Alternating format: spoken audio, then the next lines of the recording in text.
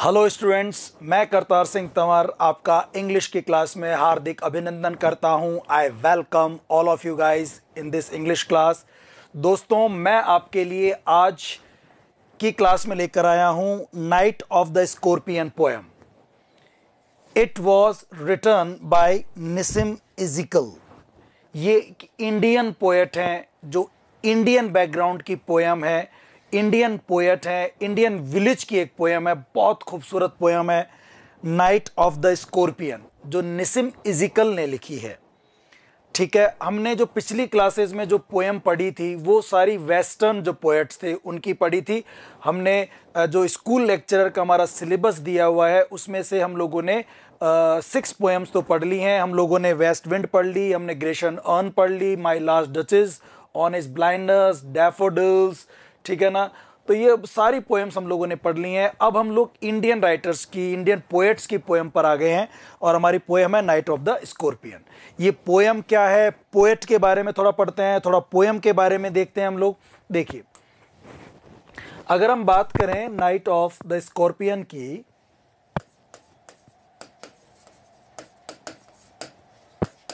Night of the scorpion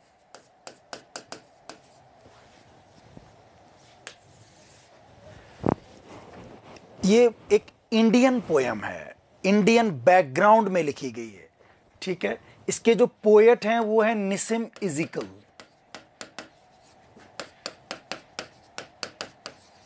निसिम is equal इसके poet हैं। फादर,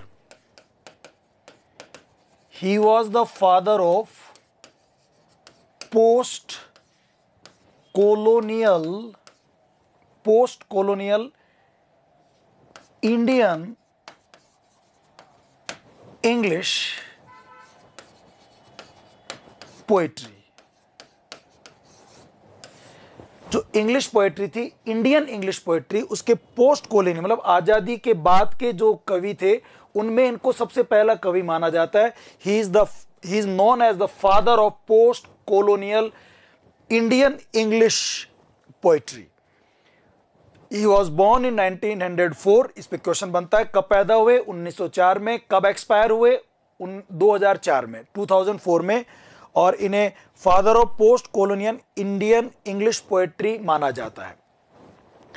ये बहुत अच्छे कवि थे। He was born in Bombay, जो आजकल मुंबई कहलाता है। बॉम्बे बोर्न थे, born and brought up in Bombay. इनके जो फादर थे, एक्चुअली ये पूरे जो परिवार था ये जू थे, यहूदी थे, जू थे। और इन्हें ना बैन जूइस भी कहा जाता है। बहुत अच्छे लोग थे। इनके जो फादर थे वो मुंबई में ही बॉटनी के प्रोफेसर थे और इनकी जो मम्मी थी, इनकी जो मदर थी, वो किसी स्कूल में प्रिंसिपल रही थी और एक बहुत अच्छी वेल एजुकेटेड फैमिली के रहे हैं। और निसिम इजिकल बॉम्बे में पैदा हुए, मराठी भाषा भी ये जानते थे और इंग्लिश के बहुत अच्छे जानकार थे। और ये पढ़ने के लिए लंदन गए, वहाँ इन्होंने अपनी काफ़ी सारी कविताएं, काफ़ी सारे नॉवल इन्होंने जो है पब्लिश करवाए। वहाँ ये रहे, प्ले राइट भी रहे हैं, ये नॉवलिस्ट रहे हैं, मीन्स ये पोएट रहे हैं। और इनको जो है 1983 में द लेटर ऑफ साम, द लेटर ऑफ साम, इसका प्रोनाउंसिएशन साम है। द लेटर ऑफ साम के लिए इनको 1983 में साहित्य अकेडमी अवार्ड को दिया गया। इनको मतलब साहित्य अकेडमी अवार्ड इनको जो है दिया गया। 1983 में इनकी एक कलेक्शन था पोएम्स वगैरह का, द लेटर ऑफ साम। उसके लिए इनको 1983 में साहित्य अकेडमी अवार्ड दिया गया। साहित्य अकेडमी अवार्ड इनको दिया गया, ठीक है ना। और बहुत ही ये इनका नाम रहा और काफ़ी कहा भी जाता है father of post colonial Indian English poetry. और ये मुंबई के रहने वाले थे। इनके फादर बॉटनी के प्रोफेसर थे, ठीक है ना। और आगे बात करें अगर हम लोग, ये मानते भी थे कि भाई मैं एक तरह से हम लोग ये ना इजरायली थे, यहूदी थे, इजरायली थे, इनको इसलिए बैन इजरायलिस्ट कहा जाता है कि बहुत अच्छे इजरायली लोग थे, मुंबई में रहते थे और ये एक तरह से ना आउटसाइडर के रूप में इनको लोग देखते थे। हालांकि ये इंडिया में पैदा हुए, इंडिया में ही रहे और पढ़ने लंदन में गए थे, बट इन्हें ना एक आउटसाइडर के रूप में कहा जाता है। और ये निस्सिम इज़िकल कहते थे कि मैं भले ही आउटसाइडर था लेकिन मैं इंडियन सोइल से रचा बसा था, इंडियन की मिट्टी, भारत की मिट्टी से रचा बसा था, मैं उसके बैकग्राउंड को जानता था। इसलिए इनकी जो पोएम्स है ना, वो बहुत सारी poem Indian culture, Indian villages को लेकर के है। ये जो poem night of the scorpion है ना, ये इसका बैकग्राउंड भी इंडियन विलेज है। इसका बैकग्राउंड इंडियन विलेज है जिसमें एक परिवार की कहानी है। उस परिवार में माँ है, एक माँ है, वो माँ सोई हुई है, ठीक है ना। अब देखो, ये ऐसा कहा जाता है कि भाई जो कविता आप पढ़ेंगे नाइट ऑफ द स्कॉर्पियन, ये कविता जो लिखने वाला वो पोएट खुद निस्सिम इज़िकल है या कोई पोएटिक पर्सोना है। तो अब इसके पीछे लॉजिक्स है। कुछ लोग कहते हैं कि ये जो पोएम है ये खुद पोएट निस्सिम इज़िकल की ही बचपन की यादें हैं। कुछ लोगों का मानना है, जो मुझे भी लगता है, कि भाई चूंकि निस्सिम इज़िकल तो मुंबई में रहते थे, वो तो बहुत बड़ा एक शहर था, मेट्रोपॉलिटन सिटी था, तो इनका गांव में से कोई वैसे लेना देना नहीं है, बट इन्होंने कभी देखा होगा, किसी सुना होगा। तो ये पोएट जो है यहाँ शायद मुझे लगता है कि निस्सिम इज़िकल नहीं है, वो कोई भी एक नरेटर है, पोएटिक पर्सोना है, पोएटिक पर्सोना है।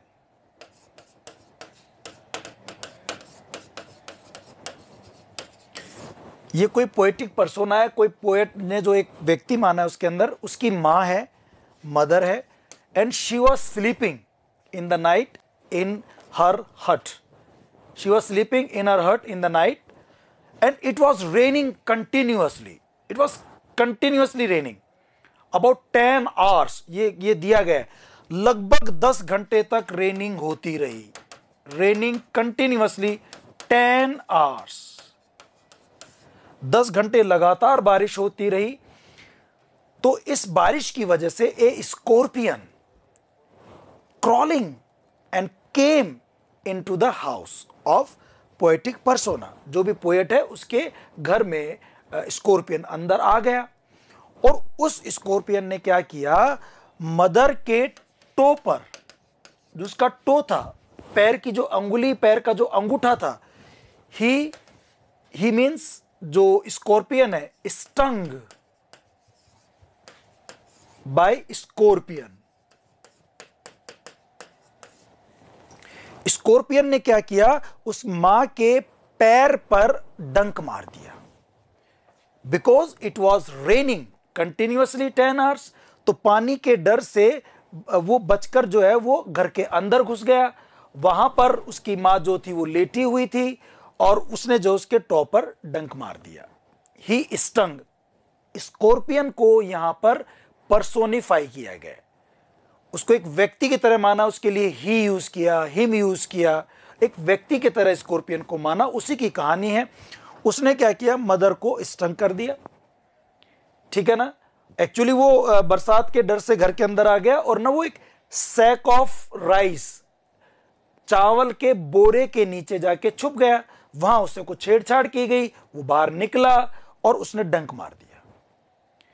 अब चूंकि बाहर बारिश हो रही थी तो वो तो अंदर रहना चाहता था, लेकिन क्या हुआ, जैसे डंक मारा ना, the mother started crying. She started crying. वो जोर जोर से चिल्लाने लगी। लोग जो है घर के इकट्ठे हो गए, गांव के लोग इकट्ठे हो गए। लोग, गांव के जो विलेजर्स थे, वो like a swarm of flies, मक्खियों के झुंड की तरह वहां पर इकट्ठे हो गए। बहुत सारे लोग, गांव में होता भी है।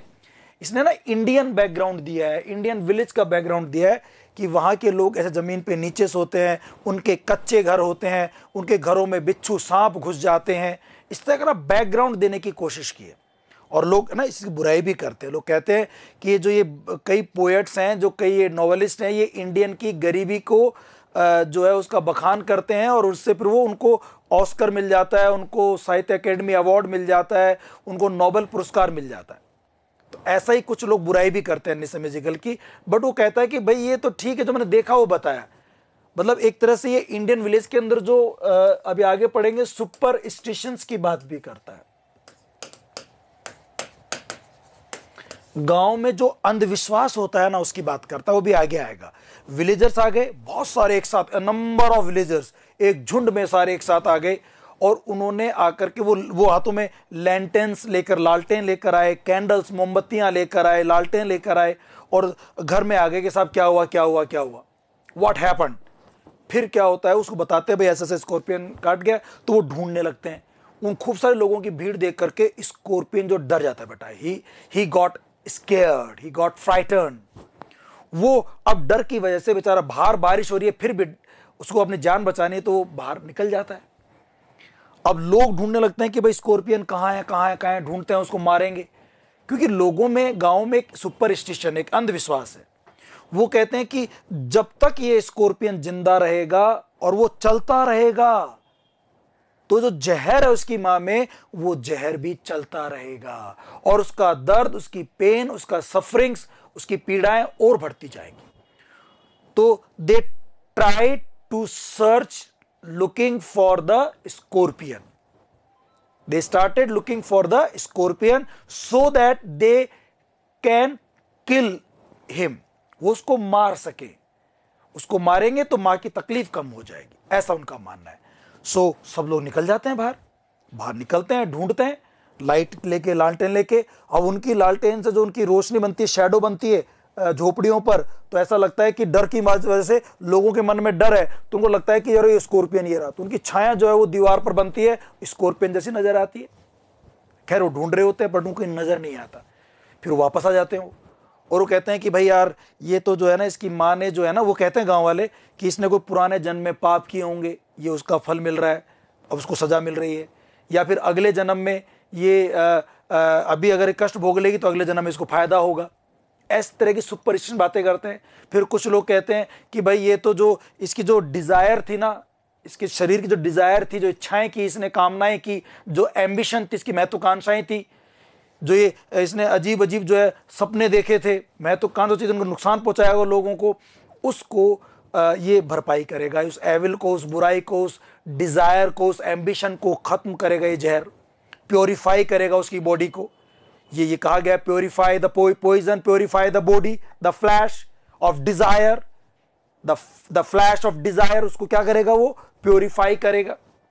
जो एम्बिशंस हैं उनको प्योरीफाई करेगा। पॉइजन ये काम करेगा, पॉइजन प्योरीफाई। इसमें एक तरह से पैराडॉक्स का उसने यूज किया इस लाइन के अंदर कि पॉइजन कैसे प्योरीफाई करता है। एनीवेज, तो वो इस तरह की बातें करते हैं, सब इकट्ठे हो जाते हैं और वो माँ उसकी बीच में लेटी हुई है। पोएट यहां बेचारा दुखी हो रहा है कि यार ये कुछ कोई कर क्यों नहीं रहा, मेरी माँ तड़प रही है, but he is helpless. The poet himself is helpless, he is only watching his mother twisting and crying, उसको बेचारा देख रहा है केवल। ही इज हेल्पलेस, वो कुछ नहीं कर पा रहा। एनीवेज, ये बात चलती रहती है। तभी क्या होता है कि उसके फादर आते हैं, लड़के के फादर आते हैं, मतलब जो माँ है उसके हस्बैंड आते हैं। और वो क्या करते हैं, वो थोड़ा सा ना स्केप्टिक है, वो रैशनलिज्म है उसके अंदर, वो ना थोड़ा सा दिमाग वाला बंदा है, वो रैशनल है, वो तर्क वितर्क की बात सोचता है, वो साइंस का सपोर्टर है, वो साइंस की तरफ जाता है, सुपरस्टिशंस के खिलाफ है वो। तो वो क्या करता है, थोड़ा सा इलाज करने की कोशिश करता है। वो कुछ मेडिसिन, कुछ पाउडर लेकर आता है, कुछ हाइब्रिड्स दवाइयाँ लेकर आता है, कुछ अलग अलग प्रकार के मिक्सचर जड़ी बूटियों के, हर्ब्स के बनाता है और उसके टो पर जहाँ स्टंग कर दिया ना, उस पर दवाई लगाता है। बट वो अभी भी तड़प रही है। फिर वो क्या करता है, उस पर एक दूसरा इलाज करता है। ये सब करके पाउडर, हर्ब्स और मेडिसिन और ये सब लगा करके फिर वो क्या करता है, एक जो पफिन आता है ना, परफ्यूम जो है उसको वो लेकर आता है। मोम आता है, लिक्विड वैक्स आता है। उसको जहां जहर काटा ना, स्कॉर्पियन ने काटा, उस पर वो उसको लगाता है, वैक्स को, लिक्विड वैक्स को, और उसको फिर वो मैच स्टिक से, माचिस की सींग से वो आग लगाता है। तो वो कहता है कि फ्लैम फीडिंग, ये वर्ड आता है, फ्लैम फीडिंग, एफ एलिटेशन। और फ्लैम फीडिंग, जो आग जल रही है वो फीड कर रही है।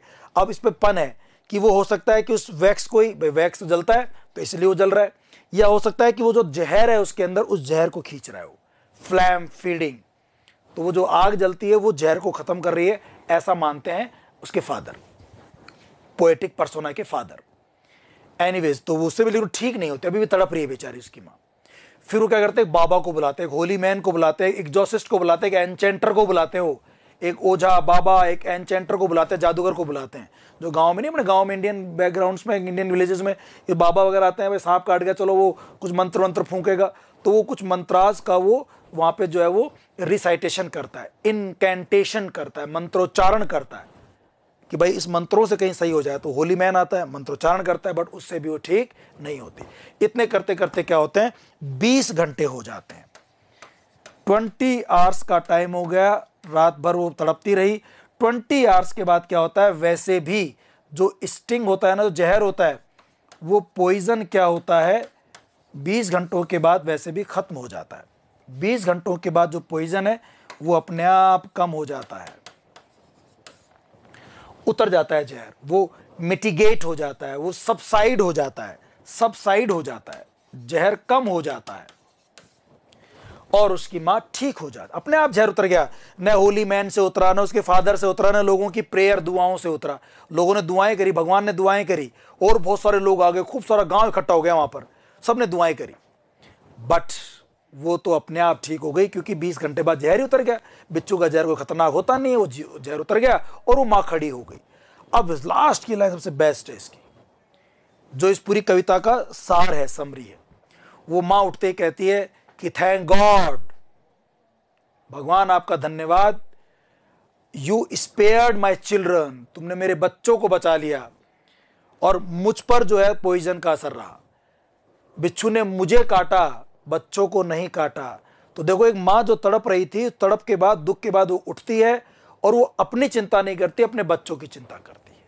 तो कहीं ना कहीं ये पोयम मदर के जो सेल्फलेस लव है, सेल्फलेस लव ऑफ मदर, उसको शो कर रही है।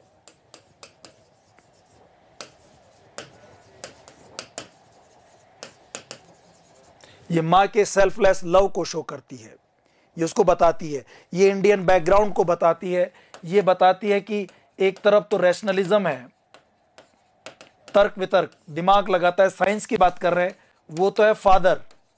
एक तरफ गांव वाले विलेजर्स, वो इरेशनलिज्म की बात कर रहे हैं,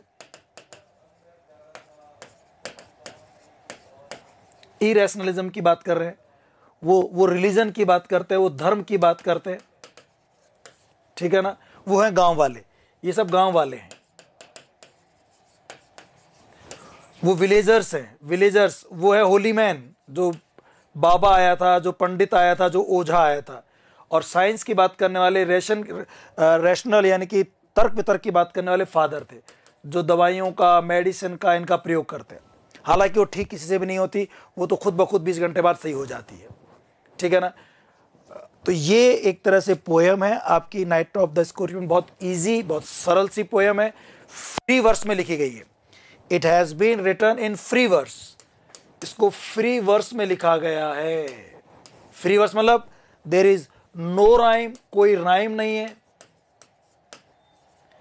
नो मीटर, कोई मीटर नहीं, कोई राइम नहीं, बिल्कुल सरल भाषा में लिखी गई है, फ्री वर्स है और नरेटिव फॉर्मेट में लिखी गई है। ऐसा लग रहा है कोई कहानी है, नरेटिव फॉर्म में लिखी गई है।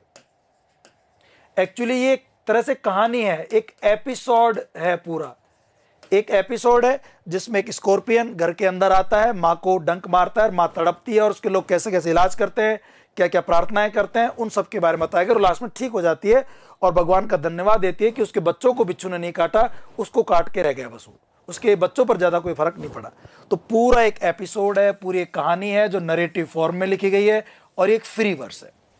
इस पोयम को जो हमारे जो पोएट है निसिमिजिकल, उन्होंने द एग्जैक्ट मैन,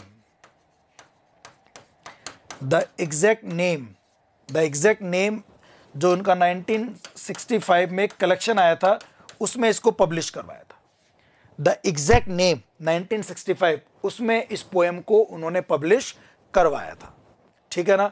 बहुत अच्छी सी शॉर्ट सी पोएम है, 47-48 लाइनें हैं, करीब 8-9 इसके स्टेंजाज हैं, मतलब फिक्स नहीं है, कुछ लोग इसको 8 बताते हैं, कुछ लोग 47, कुछ लोग 48 लाइन बताते हैं। तो 47-48 लाइन है, उनको आप कैसे भी थोड़ा कर सकते हैं आप लोग। करीब 48 लाइन्स हैं इसके अंदर और लगभग 8 स्टेंजा में लिखी गई है, ठीक है ना। बहुत खूबसूरत कविता है, काफ़ी सारे फिगर ऑफ स्पीच है, ओनोमोटोपिया है, इमेजरी का बहुत यूज़ किया है इस पोएम में, इमेजरी का यूज़ किया गया है ना। आपको इमेज बनेंगे दिमाग के अंदर। अब वो इमेज विजुअल भी हो सकती हैं, आपके दिमाग में चित्र बनेगा। स्कॉर्पियन आपको लगेगा है, माँ का आपको जब पढ़ोगे तो माँ आपके दिमाग में आ जाएगी। बोरे के नीचे वो रखा हुआ है, वो स्कॉर्पियन बैठा हुआ है, वो दिखेगा आपको, ऐसा लगेगा कि दिख रहा है। तो विजुअल है। टैक्टाइल है, टैक्टाइल मतलब स्पर्श, टच करने वाली इमेजरी भी इसके अंदर है।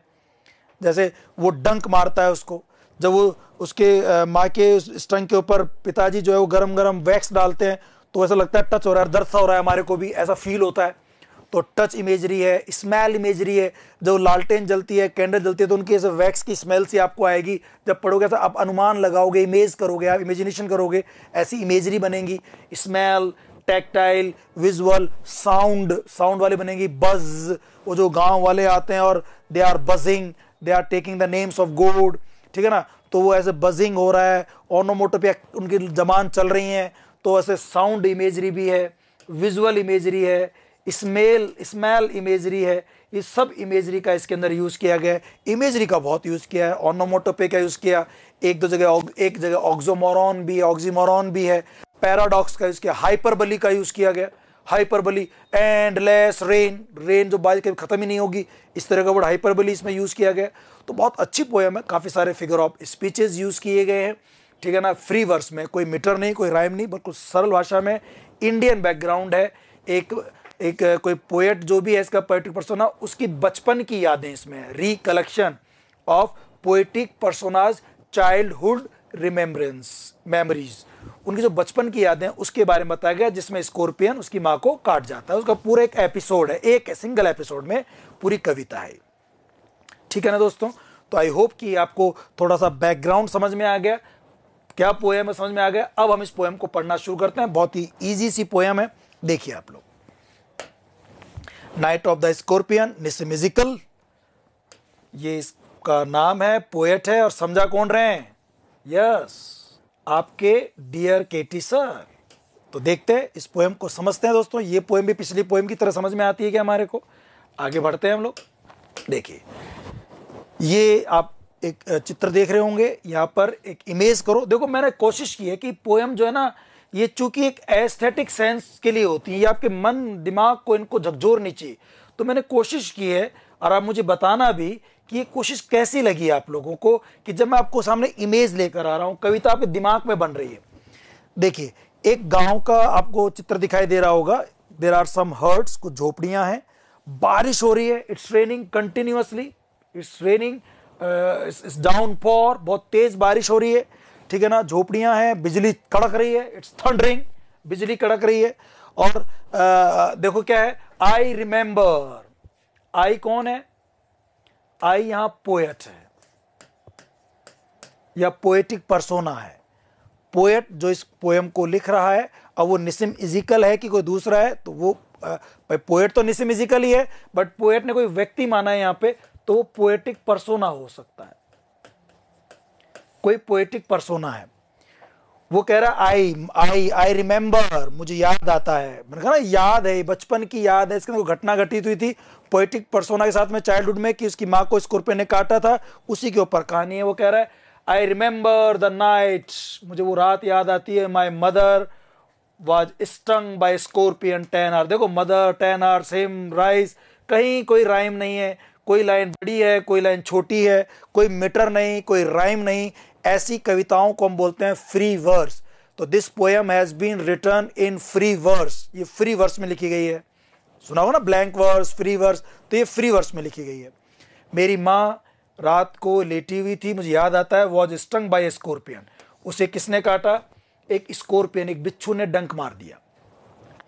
10 आवर्स ऑफ स्टडी। देखो, ये बिच्छू देख रहे हैं आप, ये बिच्छू है, बिच्छू बनाने की कोशिश की है। पिछले चित्र में भी आपको रात का बिच्छू दिखाई दे रहा होगा। और इसमें देखो ना आप, 10 घंटे बारिश होती है। ये क्वेश्चन पूछा गया है दोस्तों आपके एग्जाम में, बहुत सारे एग्जाम्स में क्वेश्चन आता है कि बारिश कितनी देर हुई, 10 आवर्स, 10 घंटे बारिश हुई, 10 आवर्स ऑफ स्टेडी रेन। देखो स्टेडी ए, रेन ए, रेन, स्टेडी रेन।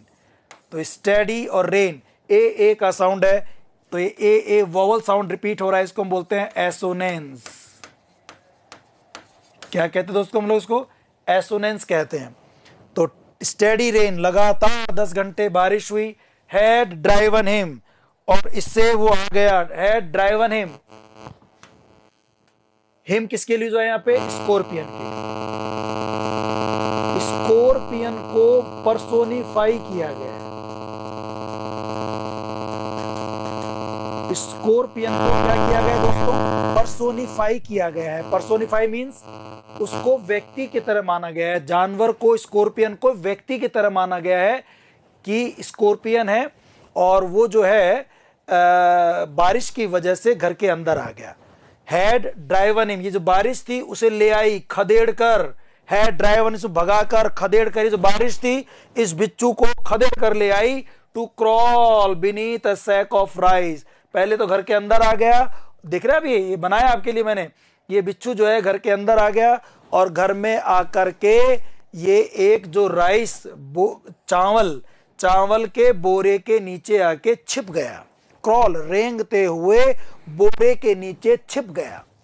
अब आपको नहीं लगता कि आप इमेज बना रहे हैं दिमाग में? आपको लग रहा है कि बिच्छू आ रहा है, अंदर गया और एक बोरे के नीचे जाके छिप गया। इसे कहते हैं इमेजरी का यूज करना, और बहुत खूबसूरती से निसिम इजिकल की ये पोएम इसकी इमेजरी के लिए जानी जाती है। तो उसने यहां विजुअल इमेजरी बनाई है। क्या बनाई उसने? विजुअल इमेजरी, कि आपको एक विजुअल दिखाई देगा, आपको एक चित्र सा बना हुआ दिखाई देगा, दिमाग में आप सोचेंगे कि हाँ यार वास्तव में स्कॉर्पियो अंदर आ गया और एक राइस के कट्टे के नीचे, बोरे के नीचे आके छिप गया। Beneath a sack of rice. ठीक है ना? तो बात समझ में आ गई। कवि जो पोएटिक पर्सोना है वो अपने बचपन की याद बता रहा है कि किस प्रकार से एक स्कॉर्पियो ने उसकी मां को काटा, क्योंकि स्कॉर्पियो अंदर कैसे आया? बहुत तेज बारिश हो रही थी, 10 घंटे लगातार, उसकी वजह से, उस बारिश की वजह से वो अंदर घर में आ गया, और एक राइस के बोरे, एक चावल के बोरे के नीचे, बीनीथ, उसके नीचे जाके रेंगता हुआ चला गया, छिप गया, वहां जाकर के वहां पहुंच गया। उसके बाद क्या होता है देखिए, ये देखो 4 लाइन का एक स्टेंजा है इस पोएम में। 4 लाइन, 3 लाइन, कभी 4 लाइन, कभी 8 लाइन, ऐसे अलग अलग लाइन्स का ना स्टेंजा बना रखा है इस पोएम में। आगे बढ़ते हैं। ये है वो ब्लैक स्कॉर्पियो, ये एक डेविल का सिंबल है, एविल का सिंबल है, बुराई का, डर का, भूत पिशाच का ये सिंबल है। Symbol of devil, symbol of evil. Parting with his poison, ये हिज किसके लिए यूज हुआ? ये हिज यूज हुआ है अपने इस स्कॉर्पियो के लिए। बड़ा खतरनाक डेविल की तरह, देख रहे हैं आप, ये भयानक जहर वाला। पार्टिंग विद हिज पॉइजन, देखो पार्टिंग में पी, पॉइजन में पी, ये हिज आया है किसके लिए? स्कॉर्पियन के लिए। पर्सोनिफाई किया गया है, पर्सोनिफाई किया गया इसको। पार्टिंग विद, पार्ट विद यानी देना, जो चीज आपकी होती है उसको जब आप किसी को देते हैं, तो जैसे मैं पैसा अपना किसी को देता हूं तो पार्ट विद माई मनी, ये पार्ट के साथ विद यूज होता है इसके अंदर।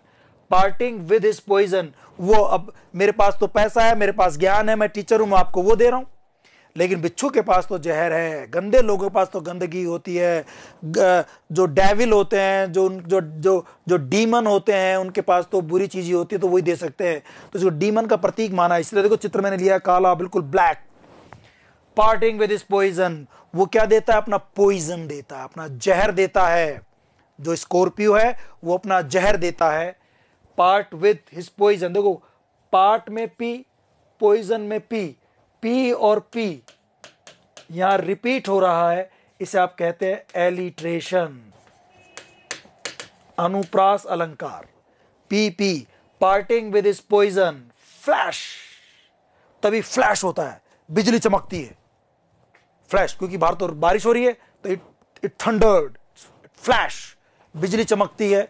ऑफ डायबॉलिक टेल, इस स्कॉर्पियो की जो डायबॉलिक टेल है, ये खतरनाक, ये डेविल जैसी दिखने वाली, ये भूतिया दिखने वाली जो टेल है, इसकी जो पूंछ है, एक्चुअली क्या होता है, ये डायबोलिक है tell.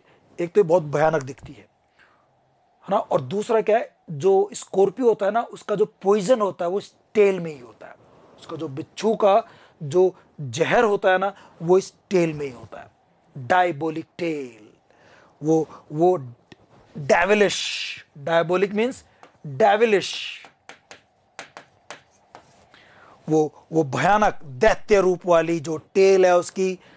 In the dark room, वो फ्लैश, वो चमकती है। जैसे ही वो छुपा हुआ था, beneath the sack of rice, suddenly it flashed, और उसकी डायबोली जो टेल होती है वो फ्लैश हो जाती है, दिख जाती है। Of diabolic tail in the dark room, room कैसा था, डार्क था, काला रूम था। जब बिजली आती है तो गांव में, इंडियन गांव में खासकर, ही पता नहीं पोएम कब लिखी, 1965 में तो पब्लिश हो गई थी, तो उससे पहले लिखी होगी उन्होंने। तो उस जमाने में गांव में लाइट नहीं आती थी, और बारिश में तो लाइट, हमारे इंडिया में आज भी बारिश आते ही, तूफान आते, लाइट चली जाती है, पता होगा आप लोगों को। तो डार्क रूम था, अंधेरा था, बिजली गई हुई थी। जैसे वो बिजली चमकी आसमान वाली, थंडर, फ्लैश हुआ उसकी डायबोलिक टेल। डार्क रूम मतलब ये भी कह सकते हैं कि भाई अंधेरे था, कमरे के अंदर अंधेरा था। और वैसे भी ना, ये जो गांव के लोग होते हैं उनके लिए भी डार्क रूम यूज़ किया गया है। भाई गांव में लोग इनोसेंट होते हैं, गांव में लोग इग्नोरेंट होते हैं, तो ये इग्नोरेंस का सिंबल भी है, इग्नोरेंस।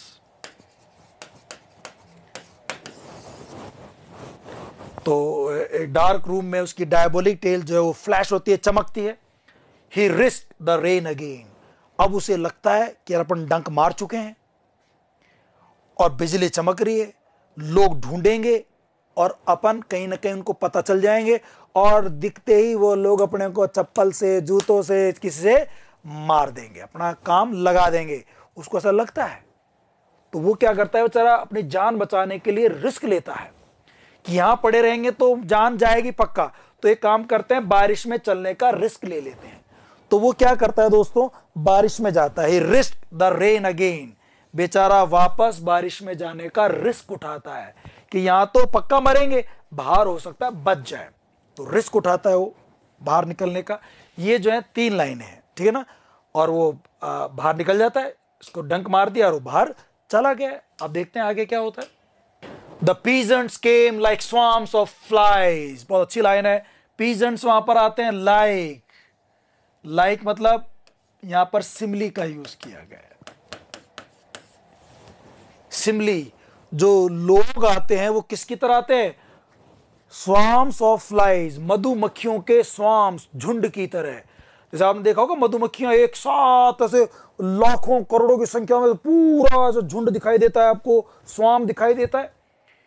और ऐसे ही गांव में जब कोई चीखना चिल्लाना शुरू करता है, कोई घटना शुरू होती है ना, तो भाई साहब सारे गांव वाले एक साथ पहुंच जाते हैं झुंड बनाकर, क्या हुआ क्या हुआ क्या हुआ करते हुए। लाइक स्वाम्स ऑफ फ्लाइज, मधुमक्खियों के झुंड की तरह एक साथ वहां पर पहुंच जाते हैं। और वो पीजेंट्स, किसान, गांव वाले, देख रहे हैं आप, ये सारे गांव वाले वहां पहुंच गए। भाई क्या हुआ क्या हुआ, एंड बज्ड, देखो ये फिर सिमली का यूजर, बज करने लगे, भिन भिना, जैसे मक्खियां भिन भिनाती हैं ना, मक्खियां धीरे धीरे जो बज करती हैं, तो उसी प्रकार से लोग भी बात करने लगे, बज्ड। अब देखो ये ऐसे लग रहा है जैसे कि मक्खियों की आवाज सुनाई दे रही है, बज, तो ये साउंड इमेजरी है,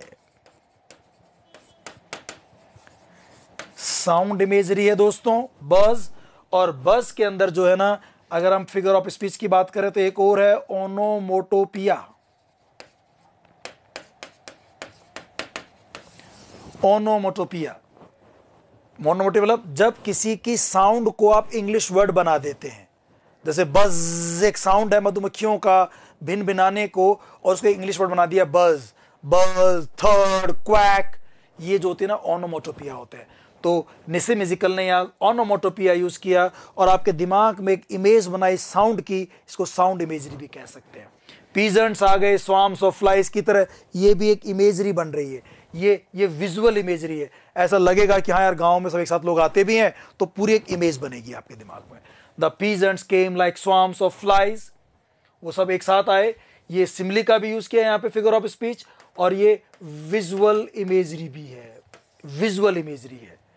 वो आते हैं और बातें करने लगते हैं, बोलने लगते हैं नेम ऑफ गॉड 100 टाइम्स, वो भगवान का नाम लेने लगते हैं, प्रार्थना करते हैं, हे भगवान ये औरत बच जाए, ये औरत बच जाए, इसके भगवान रक्षा करो रक्षा करो, ऐसे करके भगवान की प्रार्थना करने लगते हैं 100 टाइम्स।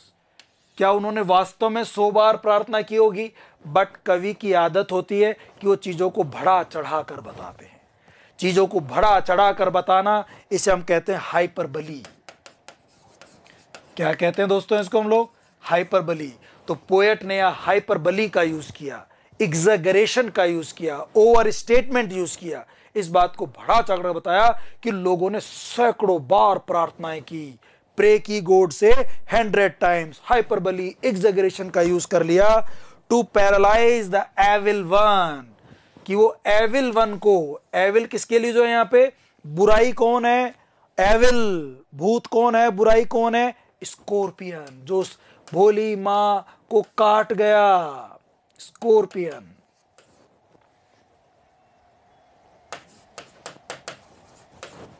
जो स्कॉर्पियो था उसके लिए एविल वन यूज किया गया है कि उस एविल वन को हे भगवान तुम पैरालाइज कर दो, उसको अपंग बना दो, उसको अंग भंग कर दो, वो आगे न चल पाए। ये दुआ कर रहे हैं क्योंकि गांव वालों में एक सुपरस्टिशन है, एक अंधविश्वास है कि जब तक वो स्कॉर्पियो चलता रहेगा उसकी मां में भी पॉइजन शरीर में आगे बढ़ता रहेगा और उसकी तकलीफ बढ़ती रहेगी, वैसे चीखती चिल्लाती रोती रहेगी। तो भगवान तुम स्कॉर्पियन को रोक दो वहीं पर, वो रुक जाएगा तो जहर वहीं रुक जाएगा और इसका दर्द, इसकी सफरिंग्स, इसका पेन कम हो जाएगा। ऐसा सुपरस्टिशन है गांव वालों में, इंडियन विलेजर्स के अंदर, पीजेंट्स के अंदर। तो किसान लोग आ गए, like swarms of flies and birds the name of God 100 times, भगवान का नाम लिया to paralyse the evil one. समझ में आ रहा है यहां तक आपको? तो एक घटना चल रही है, एक एपिसोड है, नरेटिव पोएम, ऐसा लग रहा है कहानी पढ़ रहे हैं हम लोग, उस टाइप से चल रहा है, कहीं कोई तुकबंदी नहीं, कहीं कोई राइम नहीं, कहीं कोई मीटर नहीं। आगे देखिए आप, with candles and with lanterns. अब वो क्या करते हैं?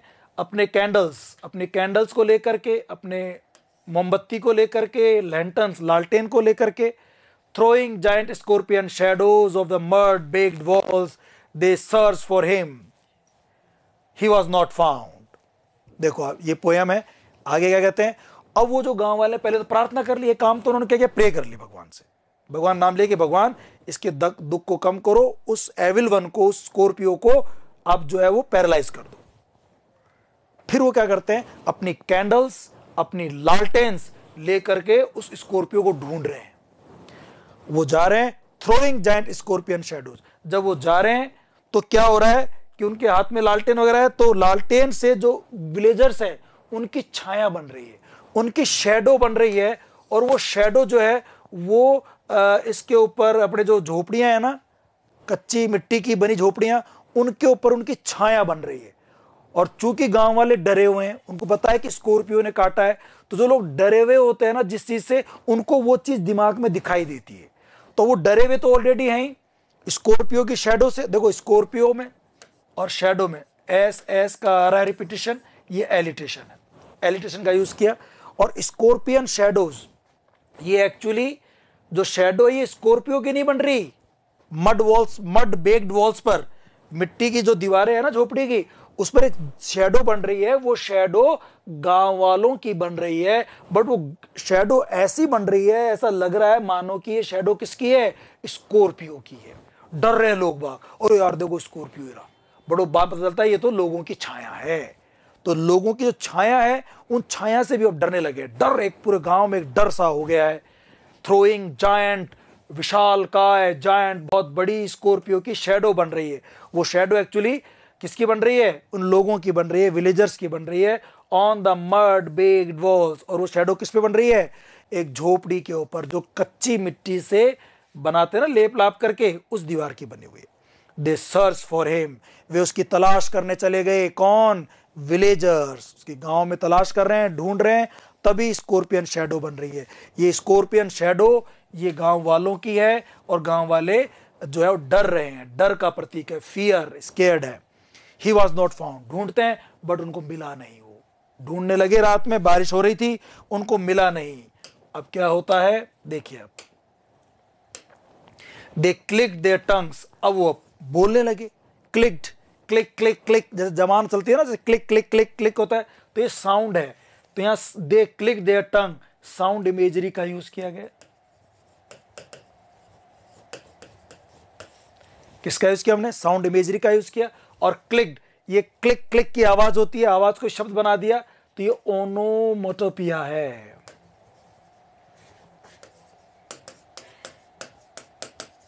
इस फिगर ऑफ स्पीच का इसने यूज किया, ध्वनि से जो साउंड बन जाते हैं, जो एक शब्द बन जाते हैं वो।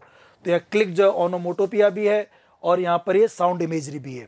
दे क्लिक देयर टंग्स, देखो दे देयर टंग, टे टे टे, तो इस तरह से आप कह सकते हैं कि एक तरह से ये थोड़ा सा एलिटेशन का भी आपको आभास दे रहा है। दे क्लिक देयर टंग्स, उन्होंने अपनी टंग्स को क्या किया? क्लिक किया। बोलने लगे, भाई अब मिला तो नहीं, स्कोर पे मिला नहीं, अब जबानें निकाल रहे हैं, बोल रहे हैं, बातें कर रहे हैं। बस अब काम करने का जो स्कॉर्पियो को ढूंढ कर मारने का काम था वो तो किया नहीं, उस मदर का इलाज किया नहीं, बस जमाने कर रहे हैं। ये गांव वालों का खाली टाइम में बैठने का काम होता है और इस तरह बातें करने का काम होता है। ये कह रहे हैं निसिम इज़ेकियल कि दे क्लिक देयर टंग्स, बोलने लगे।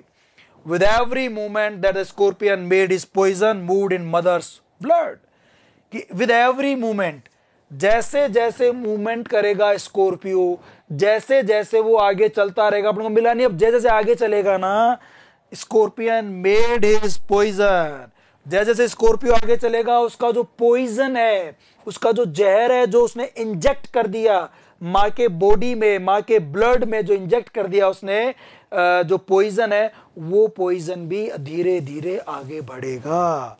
मूड इन मदर्स ब्लड, माँ के ब्लड में वो पॉइजन भी आगे बढ़ेगा, उसकी तकलीफ बढ़ेगी, उसका दर्द बढ़ेगा। ये बातें कर रहे, दबी जुबान बातें कर रहे, आपस में इकट्ठे हो गए, ढूंढ लिया, और अब वो बातें कर रहे हैं कि यार ये जैसे जैसे स्कॉर्पियो आगे बढ़ेगा ना, मूवमेंट होगा इसका, वैसे वैसे उसका जो पॉइजन है वो मदर के ब्लड में आगे प्रोसीड होगा और उसकी तकलीफ बढ़ेगी। दे सेड, ये किसने कहा? उन्होंने कहा। किन्होंने? विलेजर्स ने। अच्छा, इस पोएम का टेक्स्ट एक साथ जब पूरा देखेंगे ना टेक्स्ट, तो आपको पता लगेगा कि ये दे सेड इसके बाद अब 5 लाइनों में लगातार आ रहा है, कंटिन्यू आ रहा है, बार बार लास्ट में। ये जो दे सेड है ये 5 टाइम्स, 5 बार आप देखेंगे रिपीट होगा लास्ट में। तो जब लास्ट में कोई शब्द रिपीट होता है, एक जैसा शब्द बार बार रिपीट होता है लास्ट में, लाइन के लास्ट में, तो इसे हम लोग स्ट्रक्चर वाइज इंग्लिश में कहते हैं एपीफोरा। एपीफोरा या एपिस्ट्रफी।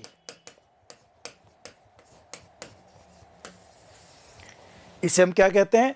एपीफोरा या एपिस्ट्रफी कहा जाता है।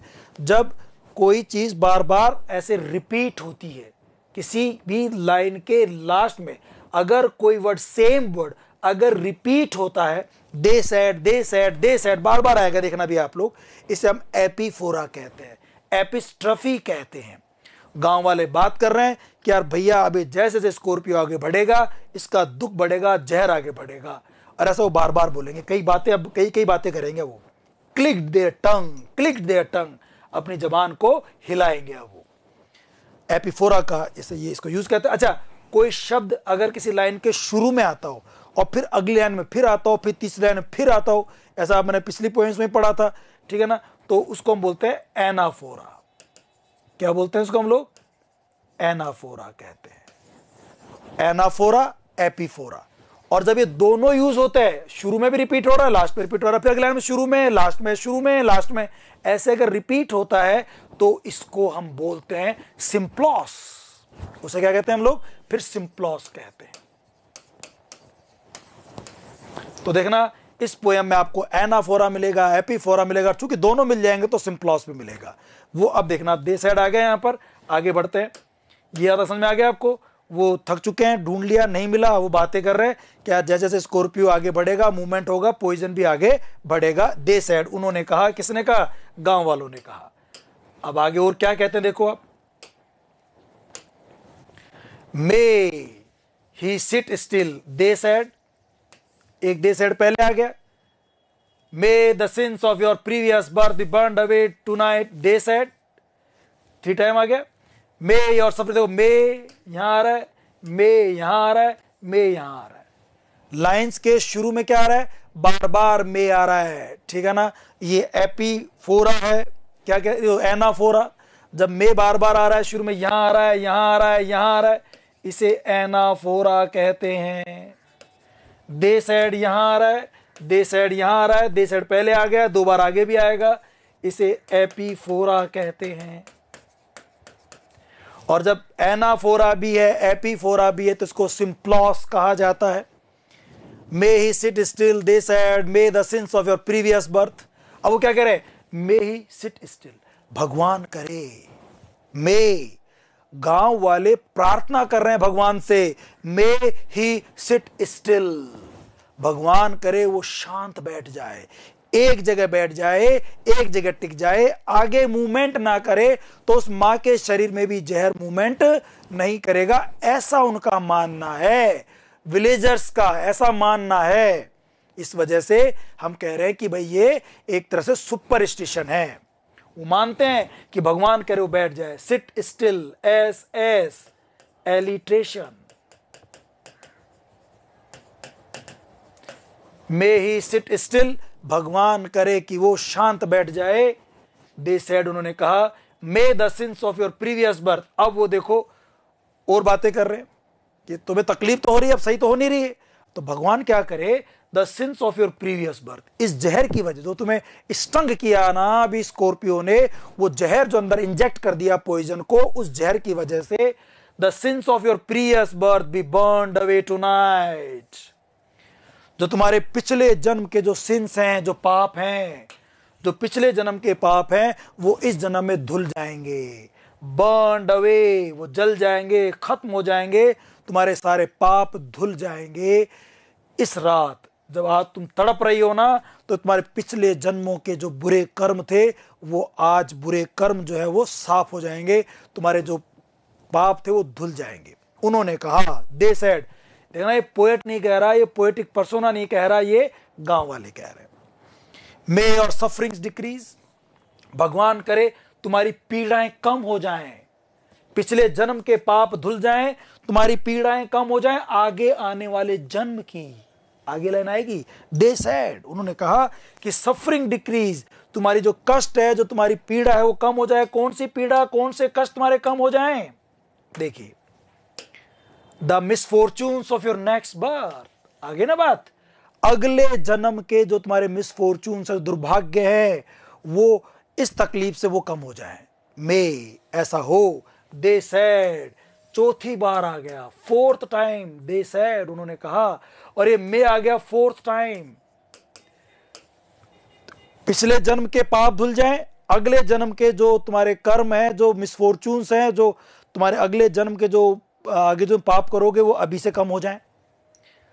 May the sum of all evil, भगवान करे तुम्हारी सारी जो एविल हैं, जो तुम्हारी सारी जो बुराइयां हैं, तुम्हारे सारे जो ये जो बुरे कर्म हैं, balanced in this unreal world, वो इसी वर्ल्ड में, स्वर्ग में जाओगे, नरक में जाओगे, वहां कम ज्यादा हो, इसी उसकी बजाय इसी दुनिया में, अभी इसी जन्म में, इसी दुनिया में, इसी लोक में, इसी लोक में, परलोक में नहीं, इसी लोक में, यह लोक, मृत्यु लोक में ही तुम्हारे जो एविल है ना, सारी वो बैलेंस हो जाए, सारी बुराइयां तुम्हारी अच्छाइयों से बैलेंस हो जाए।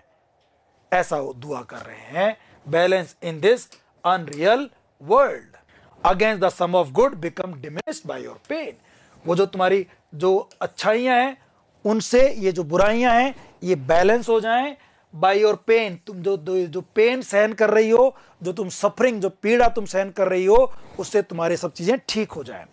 मे, देखो 5th टाइम आ गया,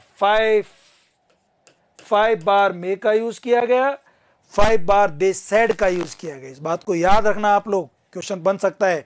5 बार मे का यूज किया, 5 बार दे सेड का यूज किया। ये मे जो शुरू में आ रहा है ये एनाफोरा है, जो दे सेड बाद में आ रहा है वो जो है वो एपीफोरा है। May the poison purify your flesh, बहुत अच्छी लाइन है ये, poison, purify, P P repeat हो रहा है, इसे हम कहते हैं एलिट्रेशन। ये क्या होता है दोस्तों? ये होता है एलिट्रेशन। पी पी यहां पर रिपीट हो रहा है, alliteration.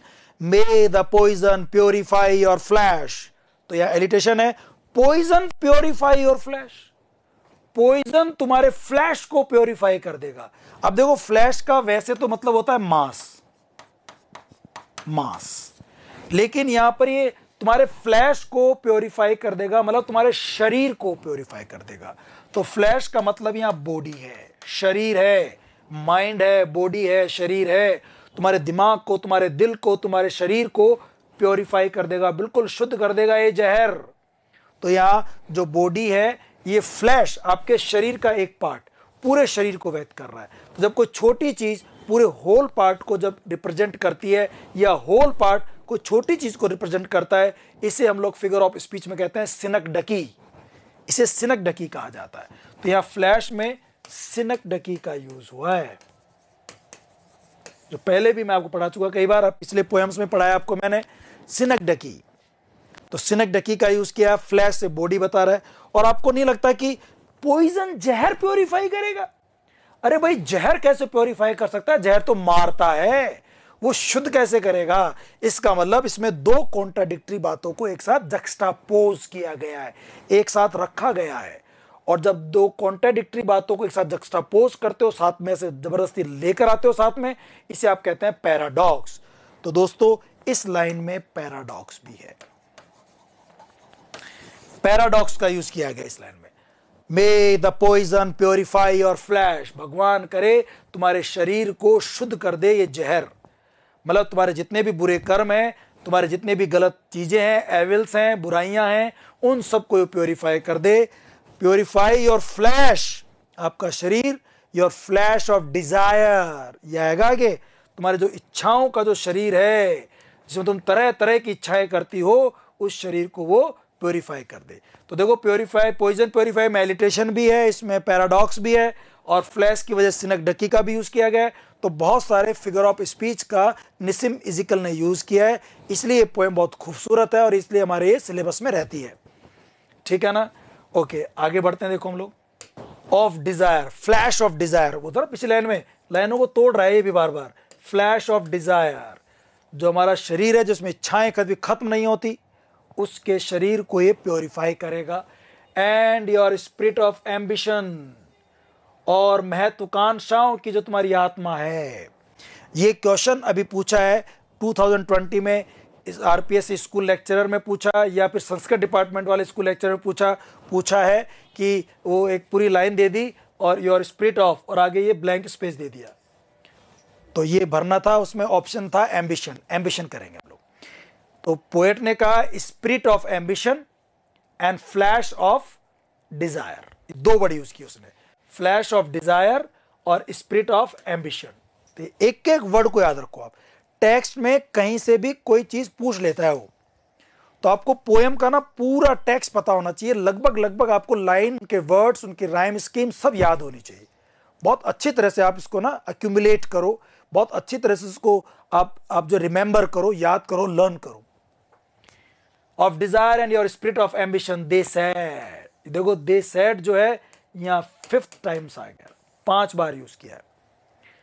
And they sat around, और फिर इस प्रकार से वो जब सब बातें कह ली कि मैं तुम्हारे शरीर को प्योरीफाई कर देगा, flash of Dzire, spirit of ambition को प्योरीफाई कर देगा पॉइजन, तुम्हारे पिछले जो प्रीवियस बर्थ के जो बुरे कर्म थे उनको ये बैलेंस कर देगा, नेक्स्ट जन्म की जो तुम्हारी सफरिंग्स होंगी उनको पहले से ही कम कर देगा, और इस जमाने की जो तुम्हारी जो एविल्स हैं, जो अच्छाई हैं, उनको बैलेंस कर देगा और तुम्हारे शरीर को शुद्ध कर देगा। ये 4-5 तरह की बातें विलेजर्स करते हैं और भगवान से दुआ करते हैं कि भगवान हमें वो स्कोर पे तो मिला नहीं, तो उसको पैरालाइज कर दो और इस औरत के जो पुराने कर्म है या जो अगले जन्म के जो कर्म है उनको बैलेंस कर दो। ऐसी बातें वो करते हैं। दे सेड, 4-5 बातें उन्होंने बताई और ये सब बात करके थक गए। दे सेट, फिर वो बैठ गए around on the floor with my mother in the centre, माँ बीच में सेंटर में फ्लोर पे जमीन पर लेटी हुई हैं और उनके चारों तरफ गांव वाले भी बैठ गए हैं। पूरी इमेज बन रही है, विजुअल इमेजरी, पूरा चित्र बन रहा है दिमाग में आप लोगों के। यही खूबसूरती है इस पोयम की कि आपको एक पूरा इमेज बनाता है, इमेजरी, विजुअल इमेजरी। तो विजुअल इमेजरी का बहुत यूज किया है उसने। They sat around, they sat, देखो सैड, सैट, वो बैठ गए, on the floor with my mother in the centre, the peace of understanding on each face. देखो यहां पर ये एक तरह से ना आप कह सकते हैं कि सटायर सा कुछ है, ये आयरनी है। Peace of understanding on each face, सब चुपचाप बैठ गया, बोल लिए, घूम लिए, फिर लिए, सारे काम कर लिए।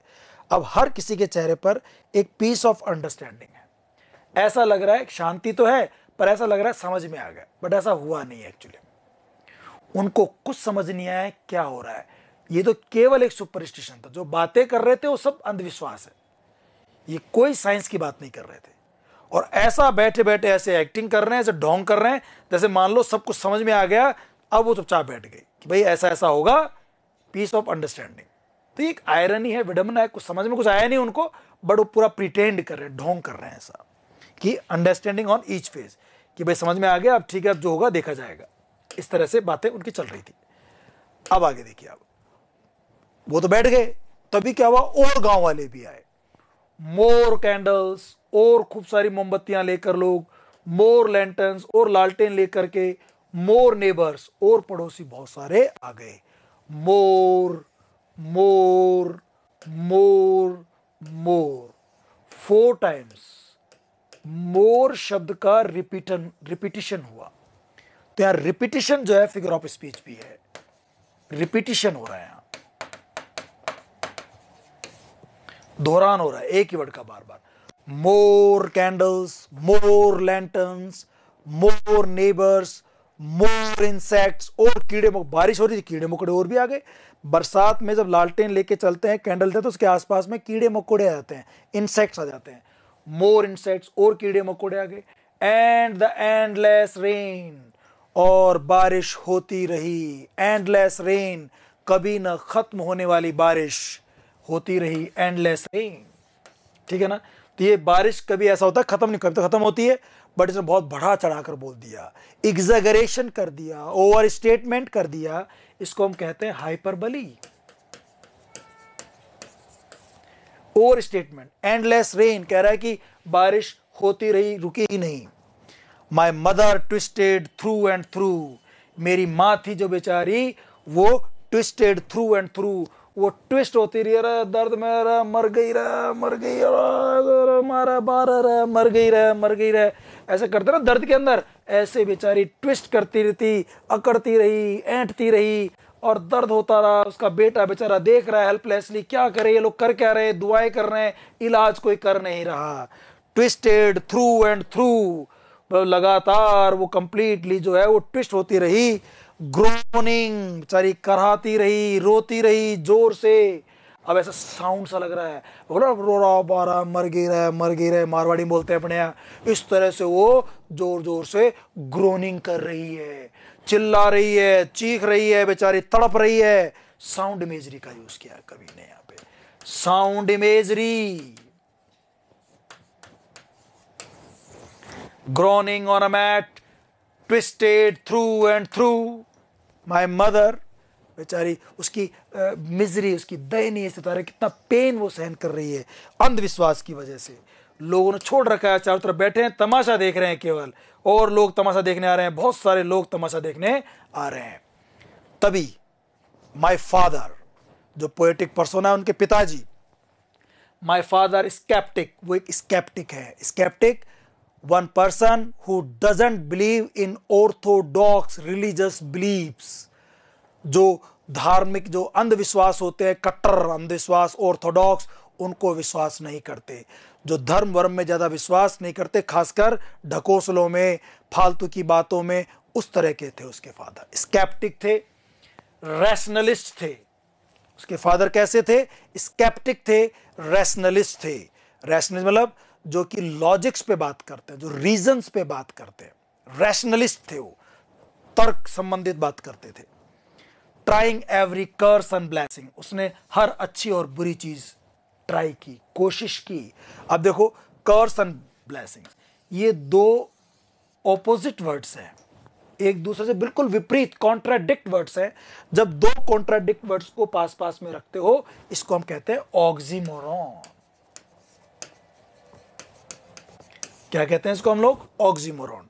उसने हर अच्छी और बुरी चीज ट्राई की मां के ऊपर, उस इलाज के लिए। इलाज किया उसने, ट्रीटमेंट किया। Every curse and blessings, trying every curse and blessings. उसने एक तरह से ऑक्सीमोरॉन, कर्स यानी अभिशाप, ब्लेसिंग आशीर्वाद, हर अच्छी बुरी चीज का उन्होंने यूज किया, कोशिश की।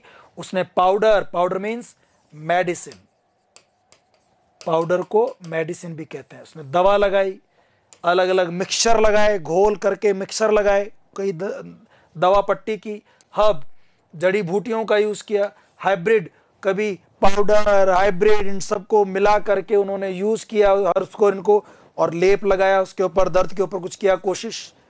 पाउडर, क्या क्या चीज यूज की उन्होंने, पूछ सकता है। पाउडर यूज किया, मिक्सचर यूज किया, जूस वगैरह जो मिलाते हैं ना, मिक्सर बना के, मिक्सर यूज किया, हर्ब, जड़ी बूटियां, और इन सब का हाइब्रिड, मिला जुला रूप। ही even poured a little paraffin, उसने थोड़ा बहुत उसके ऊपर, ए लिटिल, थोड़ा सा पैराफिन भी उड़ेला।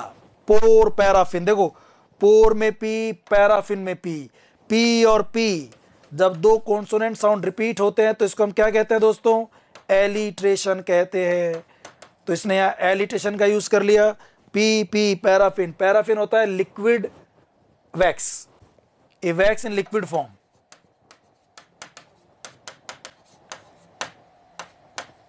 वैक्स इन लिक्विड फॉर्म, गरम गरम, हॉट होती है भाई। वेट जो पैराफिन है वो लिक्विड फॉर्म में तभी आएगी जब उसको गर्म करेंगे। जैसे ही मोम ठंडी हो जाती है तो वो सॉलिड कंडीशन में आ जाती है। तो पैराफिन होता है जब वैक्स को आप लिक्विड कर देते हो, गर्म करके उसको, है ना, उसको लिक्विड फॉर्म में ले आते हो, तरल फॉर्म में ले आते हो, तो उसे थोड़ी सी गरम गरम दर्द होता है। अगर आप अपने स्किन के ऊपर भी आप पैराफिन डालोगे ना, वैक्स को गर्म कर डालोगे, तो उसे जल सी जाती है वो। तो उसने पैराफिन को, लिक्विड वैक्स को, उसके शरीर, जो उसकी माँ थी ना, जिसपे टो पे वो खा गया था स्कॉर्पियो, उसके ऊपर डालता है। poured little paraffin upon the bitten toe, उसका जो बिटन टो था, उसके टो के ऊपर वो उसको जो है वो डालता है उसके। अब देखो ये पूछ सकता है कि कौन से पार्ट पे काटा था, which part of the body. Scorpio ने कौन से पार्ट पर, पोएट की मां के कौन से पार्ट पर, कौन से अंग पर डंक मारा था? तो टो था, वो पैर का अंगूठा।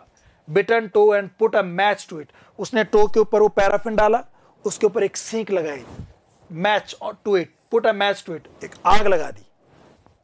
आई was the flame of feeding on my mother, flame feeding, आग लगाई, उस फ्लेम को मैं देख रहा था। फ्लेम में एफ, फीडिंग में F, F F F F repeat हो रहा है, इसे आप बोलते हैं एलिटेशन। तो एलिटेशन हो गया, फ्लेम फीडिंग कर रहा है, फ्लेम खा रहा है। ऑन माई मदर, उस टो के ऊपर फ्लेम, आग क्या खा रही है, जो आग भड़क रही है वो आग क्या खा रही है? वो दो बातें, पन का यूज है। फ्लेम खा रही है एक तो, जब वैक्स को जलाओगे ना, माचिस लगाओगे तो वैक्स जलती है, मोम जलता है, तो हो सकता है वो मोम को खा रही हो, वैक्स को खा रही हो, कैंडल खा रही हो। दूसरी बात, चूंकि वो जहर है, तो ऐसा मानना है कि आप पैराफिन डालते हो, उसको जलाते हो, तो जहर को सोख लेता है, जहर को जला देता है वो पैराफिन आग लगाने से। तो वो शायद वो पॉइजन खा रही है, या फिर दूसरी बात हो सकती है कि वो वैक्स को खा रही है। पर दो अर्थ हो गए। और फ्लैम फीडिंग में एफ और एफ रिपीट हो रहा है, ठीक है ना, तो ये एलिटेशन भी हो गया। और फ्लैम फीडिंग, फ्लैम जो है फीडिंग कर रही है, खाना खिला रही है, तो फ्लेम बिल्कुल मानव की तरह काम कर रही है। फीड तो मां करती है, खाना खिलाने का काम तो मां करती है, फ्लेम कर रही है। तो इसमें पर्सोनिफिकेशन भी है, यहां पर्सोनिफिकेशन भी यूज हुआ। तो क्या क्या किया पिताजी ने? पिताजी ने पाउडर यूज किया, मिक्सचर यूज किया, हर्ब यूज की, हाइब्रिड यूज किया, पैराफिन यूज किया, माचिस लगाई, उस पे पैराफिन डाल के टो के ऊपर आग जलाई, और वो फ्लेम फीडिंग किया, ये सब काम किए। कुछ नहीं हुआ भाई साहब, कुछ भी नहीं हुआ। पिताजी के इन कामों से भी कुछ भी नहीं हुआ। आई वॉच्ड, मैं देखता रहा, हेल्पलेसली। पोएट कह रहा है, पोएटिक पर्सोना मतलब कि मैं देखता रहा। The holy man performed his rites to tame, the poison with an incantation. अब देखो एंट्री हो गई, पहले विलेजर्स अपना काम कर चुके, दुआ वगैरह कर चुके, दुआ वगैरह हो गई, दवा हो गई, उसके बाद अब आगे बाबा ओजा, एनचेंटर, होली मैन, एनचेंटर आ गए हैं। अब एंट्री हो गई है एनचेंटर की, अब एंट्री हो गई है एग्जॉसिस्ट की, ओझा बाबा की। अब बाबा आ गए, देख रहे हैं आप ये यहां बाबा हैं, ये बाबा एक मंत्र उच्चारण कर रहे हैं, हवन वगैरह हो गया है, गांव के लोग चारों तरफ बैठे हुए हैं, ठीक है ना, ये गांव के लोग बैठे हुए हैं, हवन चल रहा है, बाबा आ गए, होली मैम अपने राइट्स कर रहे हैं, अपने रिचुअल्स कर रहे हैं, रीति रिवाज, मंत्रोच्चारण, इनकैंटेशन कर रहे हैं। देख रहे हैं आप ये स्पीकर लगा के काम चल रहा है। ऐसा मैंने काल्पनिक चित्र लिया है आप लोगों के लिए। ये एक्चुअली आप चित्र देख रहे हो तो मेरे घर का ही है। मेरे घर पर एक बार मैंने हवन करवाया था, एक बाबा को बुलाया था, उसका ही ये एक चित्र जो मैंने आप लोगों के लिए डाल दिया। ये मैं खुद देखो यहाँ पर रहा और मंत्र चल रहा है। ये हमारी माँ है, ये दादी जी हैं, ठीक है ना, सब बैठे हुए हैं, गांव के लोग बैठे हुए हैं, मंत्र चल रहा है। तो उस तरह को सीन नहीं लिया मैंने आप लोगों के लिए, ठीक है ना, थोड़ा सा पर्सनल ये हो गया, बट कोई बात नहीं। आपसे देखो, आई वॉच्ड, मैंने देखा, आई वॉच्ड, मैंने देखा, बार बार सेम शब्द रिपीट हो रहे हैं। इसको आप एनाफोरा कहते हैं ना, तो ये एनाफोरा यूज हो रहा है। मैं देखता रहा कि मेरा मदर का जो था वो फ्लेम जो उसको फीडिंग कर रहा है, जहर को कर रहा है कि वैक्स कर रहा है, मैं देखता रहा। फिर मैं देखता रहा कि होली मैन आया, एक ओजा आया, एक जोसिस्ट आया, एक एनचेंटर आया। उसने क्या किया, परफॉर्म इज राइट्स, उसने अपने रीति रिवाज परफॉर्म किए, राइट्स मंत्रोच्चारण किए, टू टेम यानी टू कंट्रोल, कंट्रोल करने के लिए, to tame, to control the poison, उस जहर को कंट्रोल करने के लिए, विद एन इनकेंटेशन, मंत्रोच्चारण से। इनकेंटेशन होता है recitation of mantras, recitation again and again of mantras, incantation, मंत्रोच्चारण किया गया ताकि जहर पर टेम, काबू पाया जा सके। बाबा भी आ गए, पिताजी भी आ गए, सब अपना अपना जो है काम कर रहे हैं। मां तड़पी जा रही है। आफ्टर 20 आवर्स, फिर वो घड़ी आ गई, 20 घंटे हो गए, कोई काम नहीं करी, दवा दारू कुछ काम नहीं किया, 20 घंटे हो गए, 20 आवर्स। कितने घंटे बाद? 20 घंटे बाद। इट लॉस्ट इट्स स्टिंग, जो जहर था ना, स्टिंग, जो जहर डंक मारा था, उसने जहर मारा था, डंक मारा था, लॉस्ट इट स्टिंग, उसका जहर खत्म हो गया अपने आप ही, automatically. After 20 hours it lost its sting, it lost its sting, उसका जहर 20 घंटों के बाद क्या हो गया? खत्म हो गया। ठीक है, अब जहर अपने आप खत्म हो गया, तो अब मां खड़ी होगी और लास्ट की 3 लाइनें जो बहुत अच्छी लाइन है इसकी, देखिए आप। मदर खड़ी हो गई, देख रहे हो आप मां का चित्र, देख रहे हो आप, ये एक मां खड़ी हो गई। माई मदर ओनली सेड, मेरी मां ने केवल यही कहा, खड़ी होने के बाद कुछ नहीं कहा, अरे मैं दुखी हो गई, परेशान हो गई, मेरे क्या देखो लग गई, नहीं, कुछ नहीं कह रही बेचारी। My mother said only thank God, भगवान तुम्हारा शुक्र है, the scorpion picked on me, कि स्कॉर्पियन ने मुझे पिक किया, मुझे चूज किया, मुझे चुना, एंड स्पेयर्ड माई चिल्ड्रन, और मेरे बच्चों को छोड़ दिया। भगवान अच्छा किया, आपका शुक्र है कि मुझे डंक मारा, मुझे चूज किया डंक मारने के लिए, स्कॉर्पियो ने मेरे बच्चों को छोड़ दिया। स्पेयर्ड माई चिल्ड्रन, ये है माँ का प्यार। देख रहे हैं आप, एक माँ अपने बच्चे को किस तरह से प्यार करती है। गांव की माँ या अपने इंडियन जो मदर होती हैं, वो अपनी जान की परवाह नहीं करती। एक माँ जो है अपने बच्चों के जान की परवाह करती है, उनके लिए वो बहुत ज्यादा एंडलेस लव शो करती है। ठीक है ना, उसका प्यार सेल्फलेस लव है, उस प्यार को ही बताया गया है। माँ कहती है, thank God the scorpion picked on me and spared my children, मेरे बच्चों को छोड़ दिया। इस तरह से ये पोएम खत्म होती है। इंडियन बैकग्राउंड पर एक इंडियन पोइट ने लिखी और एक माँ के प्यार को दर्शाया गया, गांव के रिचुअल्स को, वहां के रीति रिवाजों को, सुपरस्टिशन, अंधविश्वास को बताया गया। साथ में एक लड़ाई बताई गई उनकी जो है वो साइंस से भी, कि वो किस तरह से इलाज करता है, बट वो पूरा ज्ञान नहीं है उनके पिताजी को, इसलिए वो भी इलाज नहीं कर पाए। डॉक्टर को नहीं बुलाया उन लोगों ने। तो गांव में थोड़ी कमी है। निसिम इजिकल ये भी कहना चाहते हैं कि हमारे गांव में सुपरस्टिशन का बोलबाला है, उसके ऊपर भी बात करते हैं। तो ये जितने भी क्वेश्चंस बनेंगे ना आपके इस पोएम पे, मैंने लगभग सारे डिस्कस कर लिए दोस्तों आप लोगों से, ठीक है ना। फिर भी हम क्या करेंगे, इसके अगले पार्ट में मैं आपको इसके जो और जो थ्योरी बताई आपको मैंने, इस पे हम बात करेंगे। और पार्ट थर्ड में इसके जो एग्जाम में आए हुए क्वेश्चंस हैं या जो बहुत मोस्ट इंपॉर्टेंट क्वेश्चन जो बन सकते हैं आगे आने के लिए, उन पे हम बात करेंगे पार्ट 2 में और पार्ट थर्ड में। पार्ट 1 में आपको एक कविता समझ में आ गई होगी। पार्ट 1 तो हम लोग ये हो सकता है कि आपको यूट्यूब पे फ्री भी दिखा दें, लेकिन पार्ट 2 और पार्ट 3 देखने के लिए आपको हमारे ऐप पर जाना पड़ेगा, ई जैनित एजुकेशन ऐप के ऊपर। वहां जाइए और इन कोर्स को एंजॉय कीजिए। सारी पोएम्स, मैंने ये 7th पोएम है, इसकी जो पहले की जो 6 पोएम्स हैं वो भी पूरी एक तरह से पूरे पीडीएफ के नोट्स के साथ, सारे क्वेश्चन के साथ में, तीनों वीडियोस पार्ट 1, पार्ट 2, पार्ट 3 मैंने वहां डाल रखे हैं। उनको आप देखिए, उनको आप एंजॉय कीजिए, ठीक है ना। ग्रेड फर्स्ट की और जो भी आप तैयारी कर रहे हैं कीजिए, इस पोएम को एंजॉय कीजिए। नेक्स्ट क्लास में दोस्तों हम मिलते हैं एक नेक्स्ट पार्ट 2 और पार्ट 3 के साथ। Till then bye bye and take care, चाओ।